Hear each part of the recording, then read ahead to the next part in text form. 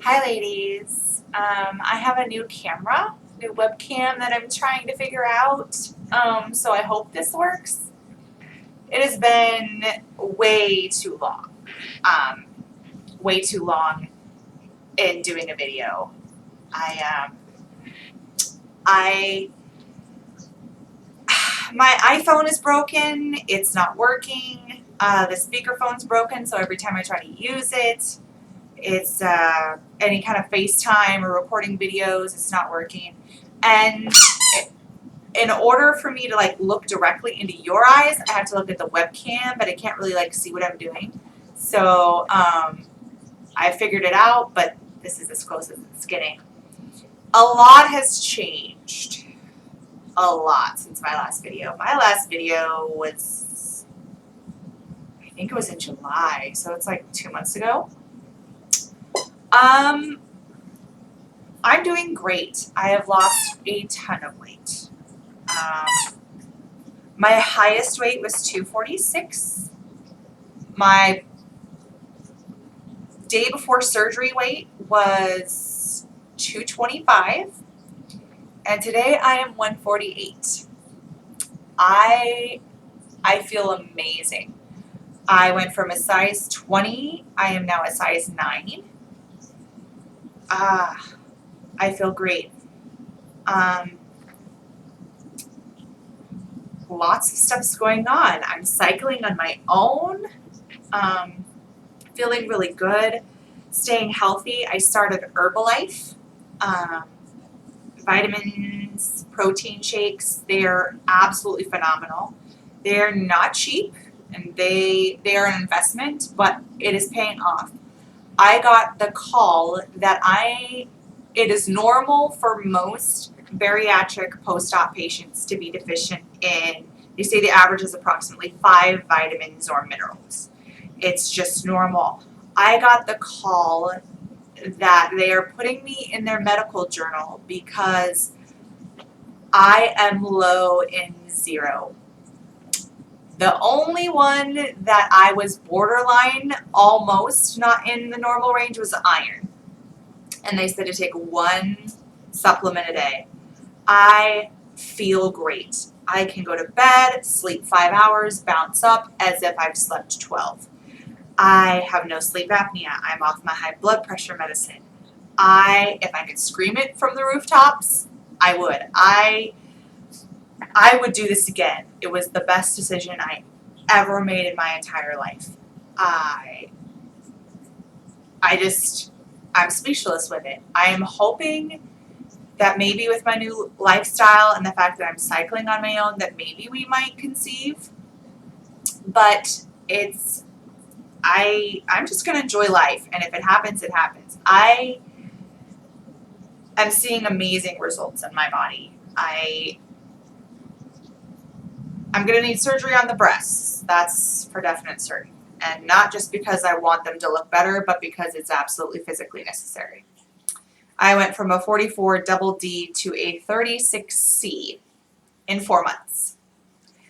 So you can imagine, no matter how much cardio, no matter how much working, no matter how much, reps and working out that you can do, that skin just don't recover from it. It's constant lift to tuck them into the bra every which way, because they're just, what they are is they're actually just hanging skin. There's no shape to them, no nothing. It's horrific. That's been the only negative. And the fact that my hair is thinning a little bit. I don't know if you can see it, but like you can see it was thinning so much that I actually had to just go short. I cut off like 8 inches off of my hair, and I love it. It's cute, it's sassy, it's so easy in the morning. I don't have to deal with it. All of these women are getting weave, they're doing wigs, they're like, I don't care if my hair's falling out, I'm not cutting it after bypass, and it's like, hair is hair. It's gonna grow back. And honestly, I'm gonna keep it short because I think it's just so cute. I love it. So my husband misses the little porn star, huge voluptuous curls that I had that went to the middle of my back. Well, he didn't have to take care of that crap. Sorry. He didn't have to deal with, and in Arizona, in the wintertime, it's 70 degrees. So I'm constantly having that thing up on this knot on the top of my head. Like, it wasn't down and curled and beautiful except for church Sunday. And half the time I didn't even have it down for that. So, no. Currently I am back to work full time, Monday through Friday, 8 to 5. I am nannying, I'm working, I'm staying active. I do not make near as much money as I should dealing with a 2-year-old and nannying full time, but I do it more for the enjoyment than I actually do it for the needing to pay bills. I like it. It's good. Adoption and the trying to conceive front, I, of course, want to be a mom more than anything. I want that child. I've lost children. I've held children as they died. Obviously, that desire is still in me to have a child. But I got to be honest, I'm in a place in my life where it's going to happen if it's going to happen. I can be a bitter, nasty woman. I can cry myself to sleep. I can OPK till my mind goes nuts and my eyes are crossed and I'm seeing lines that aren't there. I can be angry at people. I can delete people for pregnancy. I've been there and I've done it. I've done it. I don't really care. And maybe it's a little blasé, but when people are like, oh, I'm pregnant with my third child and, this is my third child in 5 years and 4 years, I'm like, okay, cool. Good for you. It's not that I don't care, because there's a part of me that's excited for them, and especially if they're family or friends that I truly love, I'm like, oh, this is great. But I kind of don't care. It's like, okay, you're having another baby. Have another baby.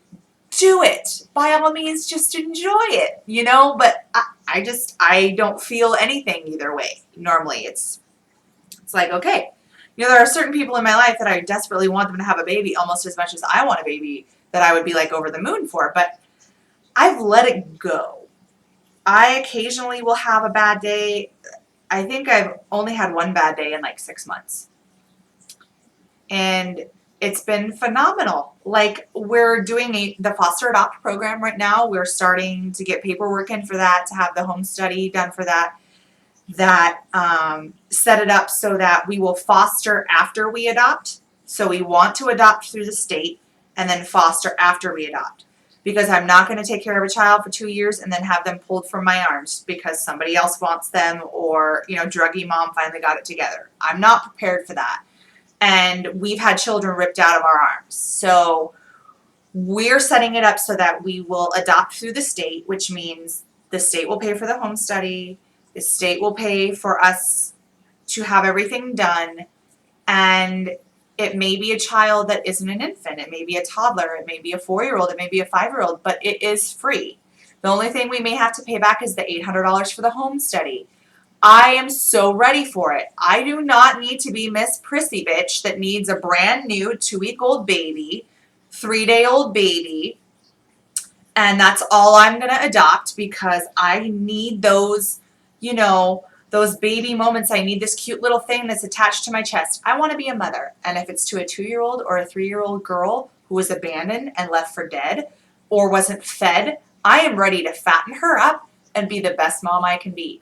I would prefer not to have a child that's over 5, just because I feel like my experience, I would definitely be a great mom and I would love them, but I want to grow as a parent and as a person myself. So it's not that I need this cute little cuddly little thing. I want to grow as a parent, and, adopting someone that's 10 or 11, I don't feel like I would be experienced enough for that. After we adopt, then we told them that we would foster anyone. We would foster someone that was 8. We would foster someone that was 2 days old. We would foster someone, even, a teen. We're okay with that. But for our first child, we need to adopt, and we need to have the guarantee that the child, the rights are already severed. We don't have to worry about that. And yes, because we don't get to pick and choose and we don't get to have every little detail picked out for us.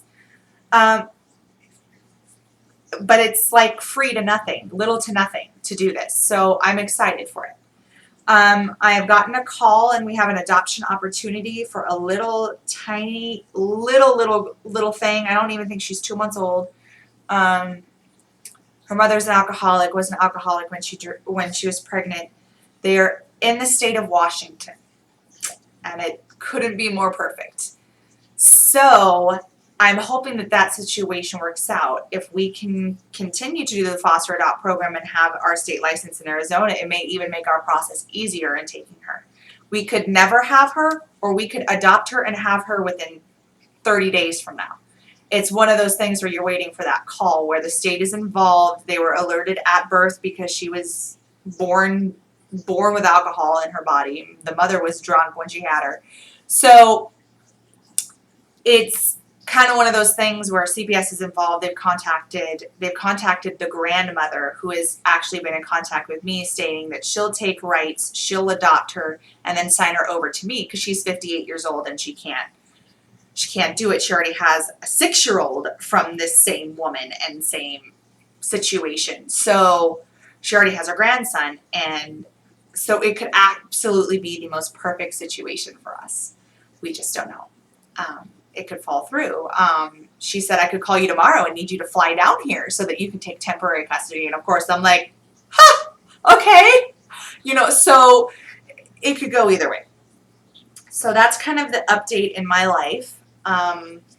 Things are great. My parents are coming next month to visit for a week.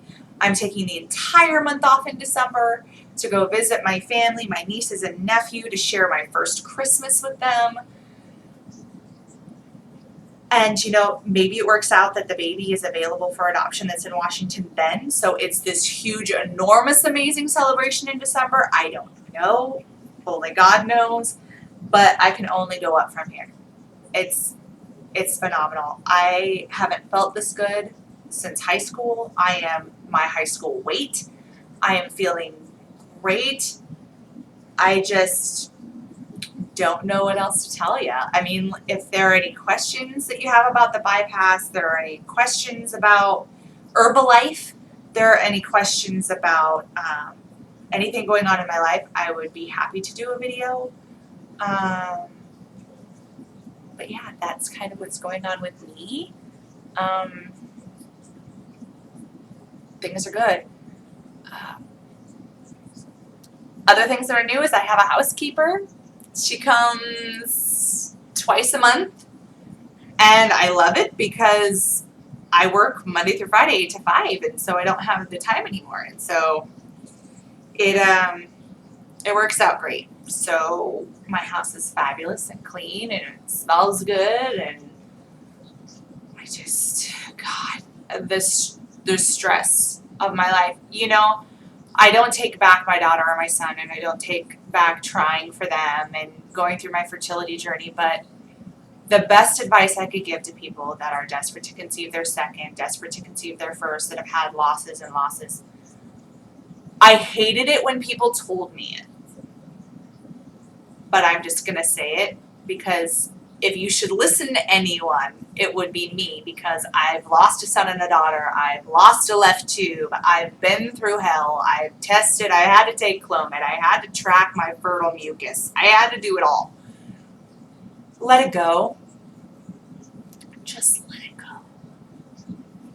Have sex. Enjoy your man. You know that you can do Clomid. You know that you can do ovulation injections and not track it. You can. Take the Clomid. You know that anywhere between day 10 to day 20 you'll ovulate. So have sex. You don't have to have sex every day. Sperm lives 3 to 5 days. Relax. Enjoy. Have sex. And then when your period is late, 1 day late, start pregnancy testing.